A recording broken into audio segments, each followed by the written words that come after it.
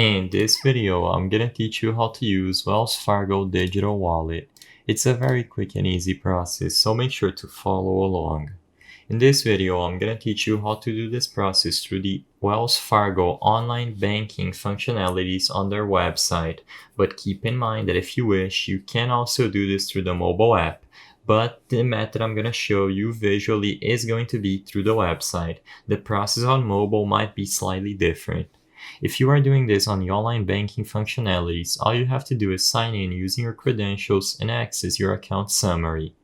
In there, click the three dots next to any account that you would like to manage, and then you will be able to find the digital wallet from the drop-down menu that appears when you click the three dots. On the next step, you will be able to browse through all available digital wallets.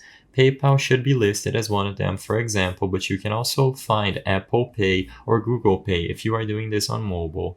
All you have to do now is select the corresponding digital wallet that you would like to add your Wells Fargo account to, and on the next page you will be able to see the list of eligible cards that you have that can be added to the digital wallet. If you do not see a card here, it means it is incompatible with the digital wallet.